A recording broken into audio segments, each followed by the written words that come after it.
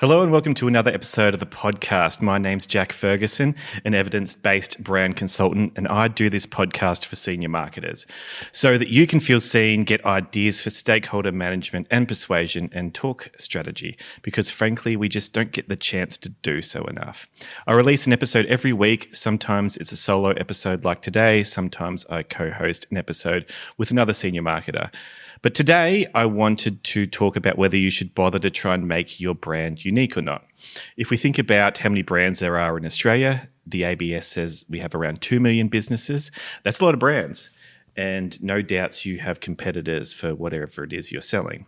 So do you really have a unique brand? Is it possible to have a unique brand with so many others out there? So I'll consult the evidence first before we go any further, because Ehrenberg Bass did do a study on this, and they concluded that around 10% of customers view a chosen brand as truly differentiated, with the remaining 90% seeing little difference. That pattern was pretty consistent across categories and across countries. There was other studies that I read that had a similar finding to this one by Lippincott, a global brand consultancy. They found about 5% of brands are viewed as unique by consumers. So very humbling statistic, that one. So 95% of brands lack any perceived uniqueness. Great. Sounds easy, right? Deloitte's American Pantry study, which covered about 375 brands in 30 FMCG categories, observed what it called a crisis of the similar. So consumers didn't see a lot of difference between products on the shelf there. So in that study, even nationally known brands struggled to be seen as must-haves, and only 31% of brands were rated as a must-buy for consumers. Broader global surveys also reinforced how unremarkable most brands are to consumers. Havas Media's Meaningful Brands report have consistently found that 75% of brands could disappear and people wouldn't care. So that's a lot of brands that people just don't care if they fall off a cliff. While meaningfulness in that study did extend to trust and personal benefit, it did align with the idea that the majority of brands fail to create a unique, indispensable position in the market. So you might have experienced this yourself. You might be able to look out into the world of brands and go, who do I really think is genuinely unique? And find that, there is not that many brands that you do consider truly unique. The flip side to that is there is data from Kantar where they analyze some brand Z data, and when a brand does achieve meaningful difference to consumers, they do enjoy far stronger outcomes. Kantar would have us say, yes, it's hard to be different or be perceived to be different, but when you do, the benefits of that are huge. And I won't go into that in too much detail. I will put the links to these studies in the episode description if you want to go and read them for yourself. And there's no doubt that a lot of these studies will say that there are exceptional brands within markets. So brands with obvious functional differences, such as Aldi Supermarket in Australia, which doesn't stock national brands. And that scored about 67% for difference from its current customers. While you might look at something like fast food, and you have a sandwich-only brand like Subway, which achieved about a score of 50% for uniqueness from its current customers when put in a competitive set, say, with McDonald's, Domino's, and KFC. So there are exceptional brands. There are brands that are perceived to be very different. It does happen. The other thing to note here is the studies do generally conclude that consumers know very little about the brands they do not buy. So this idea that consumers are deeply understanding a whole multitude of options before they make a purchase is, for the most part, probably a little bit of a pipe dream. So now that I've adequately depressed you, we should add some nuance behind all the doom and gloom, because what do we do, right? What do we do if differentiation is hard? I mean, I think that's clear to see. Differentiation is very hard. What do we do? Because although it's hard, it does exist. And when you do pull it off, you do get outsized benefits. So I think that the best resource I've read on this, which I'll link to in the episode description as well, was published by a guy called Mats Georgeson, and he argues for a better way to grow a brand. And he analysed about 150 companies with an average 860% revenue growth over 10 years. which is insane, right? That is insane. So that included companies like Airbnb and Spotify, Tesla, Uber, a lot of names you've probably heard before. So his theory, and I quote, is that customers have needs and wants. Yep, we can get on board with that. They have desires, they have wishes, they have aspirations. He refers to all of these as demand points. So these motivators make people think about their options. What things solve what problem or desire? So if a customer need is simple and or generic, they may describe it using physical or generic terms. So let's say a demand point is, I need something to put on my breakfast sandwiches, or I'm glucose intolerant, so I can't have dairy. Those type of demand points can be met with relatively low effort, but, and here is the important point, what happens if you add new demand points to the same purchase? So Matt's uses the example of, and I'm going to list out 4 demand points here, but demand point 1 being, I'm going to travel and I need accommodation. Demand point 2, I want a really local experience. Demand point 3, I want a range of price points to choose from. Demand point 4, I want a sense of adventure. So that's 4 demand points, or 4 desires, or 4 wants. And he calls this the demand point constellation. And guess what brand solved that?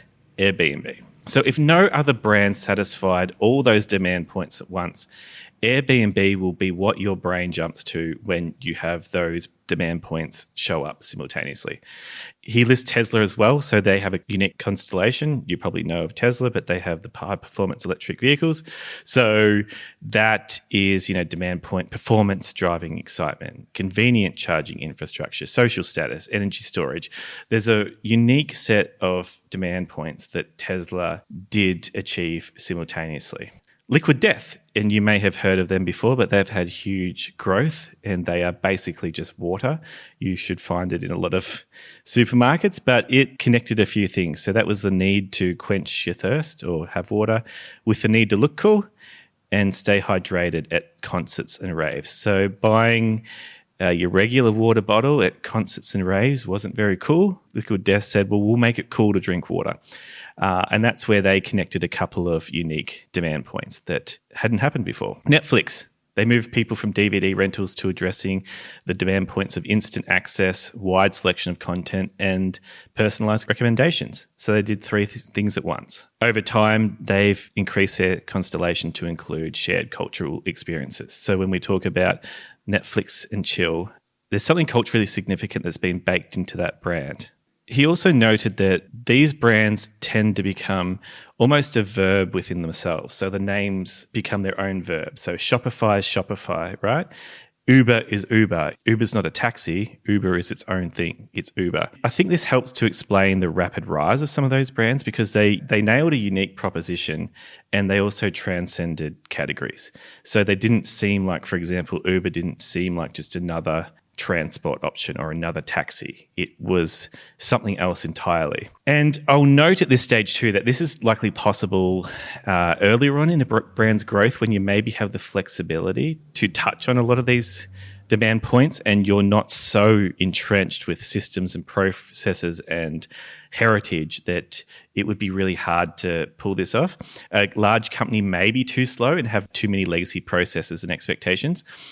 That's entirely possible. So at that stage of a company's journey, whether you're big, you probably just want to go hard on distinctiveness. So spend big and be known, basically, because it's going to be hard to start addressing demand points in a unique way because you're just too big and there's just too much legacy there now.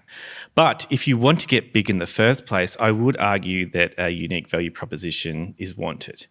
And you want that unique proposition to have your name associated with it. You do want category transcendence, ideally, for big growth. So traditional marketing would assume category competition. We're actually talking about category transcendence. My big takeaway is that your path to brand growth may come from adding demand points that are important, wanted, or desired to your customer that is not typically solved within your category. I think that's a takeaway from this. And whenever I'm doing a unique value proposition for a client, I'm always looking for this. And I'm also looking for things that this client or this brand can do that other brands can't do, ideally. So when you are small, you do want to use that.